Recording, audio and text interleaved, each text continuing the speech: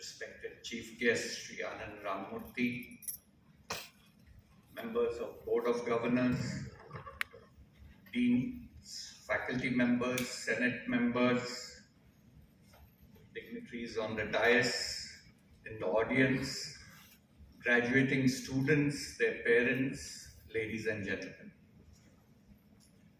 It's indeed a great honor and a privilege to be bestowed with a Doctor of Science degree by NIT Warangal. And I'm indeed very grateful to the director and the institute for bestowing me this honor. I will cherish this for the rest of my life. It also gives me an opportunity to address the graduating students on this momentous and joyful occasion of the 23rd Convocation of this very prestigious institute. Dear young graduates, at the outset, let me congratulate you on your graduation.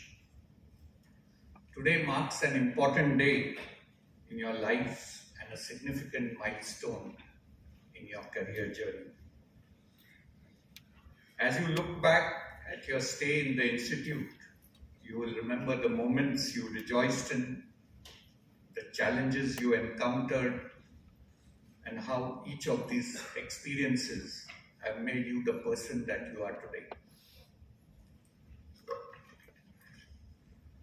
It's a moment of great pride for you as much as it is for your teachers, parents, and those who played a part in shaping your life so far. You have worked incredibly hard to get to this point, and you richly deserve all the accolades. You are among the fortunate few who have the privilege of graduating from one of the institutes of national importance in the country. And thus the onus of contribution to nation building is much higher on you. NIT Warangal has carved a niche for itself in its journey from being one of the first regional engineering colleges to its conversion to a National Institute of Technology in 2002. It has marked its journey by its commitment to excellence, innovation, and societal engagement, ensuring a transformational educative experience for its students.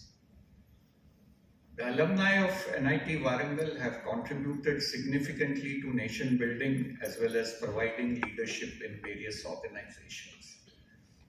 And I can share with you that even in DRDO, two of our Director Generals are alumni of NIT Warangal.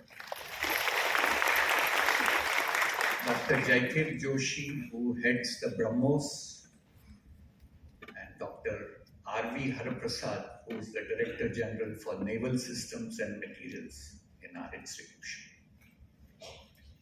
So my wholehearted compliments to the Director, Board of Governors and faculty members for nurturing and sustaining such a great institution.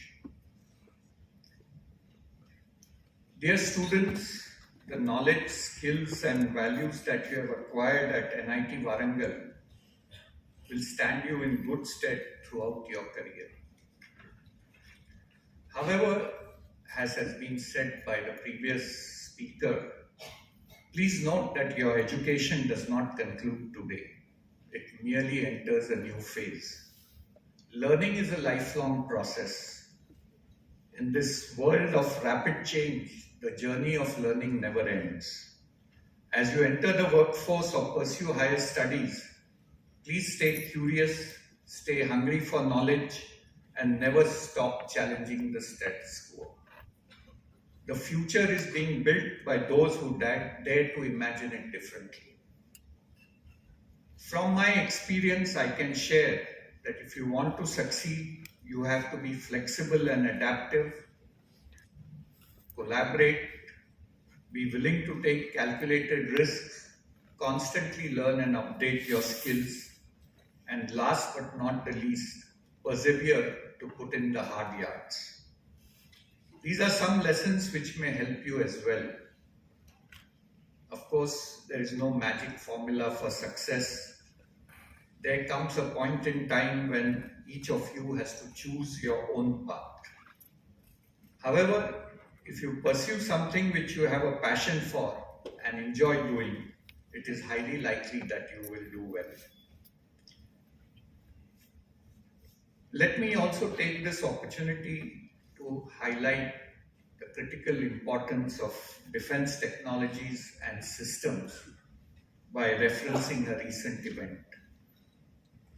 Just a few months ago, India launched Operation Sindoor, which was a highly coordinated and multidimensional operation that addressed the problem that we faced with our Western neighbor. Without disclosing the operational specifics, I can share this with pride that the success of Operation Sindoor was not merely defined by the courage and capability of our soldiers in uniform, but also by the technological backbone that supported them. The sensors, the unmanned platforms, the secure communication, the AI-assisted decision support, and precision weaponry were all products of indigenous R&D. Think about the systems that protected our forces during Operation Sindoor. The Akash short-range surface-to-air missile, the medium-range surface-to-air missile system, the BrahMos supersonic missile, the D4 anti-drone system, the advanced airborne early warning and control system Netra, the Akash team network system, and the C4I systems were all developed within the country, produced within the country. And these were developed by scientists and engineers who have graduated from institutions such as yours. Operation Sindoor was more than a mission. It was a declaration of India's ability to stand tall through self-reliance, strategic foresight, and indigenous technological strength. It was also a call to the next generation, that is your generation, to keep this momentum going. We are now entering an era where the definition of warfare is rapidly expanding. Battles are no longer confined to the borders of front lines. They are fought across domains: land, air, sea, space, and cyberspace, and even the electromagnetic spectrum. At DRDO, we believe Alasya Moolam Vigyanam, the source of strength is science. DRDO has a firm determination to make the nation a strong and self-reliant nation in terms of science and technology, especially in the field of military technologies. Today, we have the capability and have developed some of the most advanced defense systems in the world. The Agni long-range missiles, the Tejas fighter, the Arjun main battle tank, the Astra air-to-air missile, the Pinaka rocket systems, the Varunastra torpedo, and the advanced towed artillery gun system, ATAGS, to name a few. However, as everything in life, DRDO is also evolving. We have started 5 new young scientist labs where everyone, including the director of the laboratory, is below the age of 35 years. These laboratories have been tasked to address emerging technologies such as cyber-physical systems, quantum technologies, smart materials, and of course, artificial intelligence. We want these labs to grow as a startup within the DRDO ecosystem. We have also opened 15 DRDO industry academia centers of excellence in 15 top institutions in the country.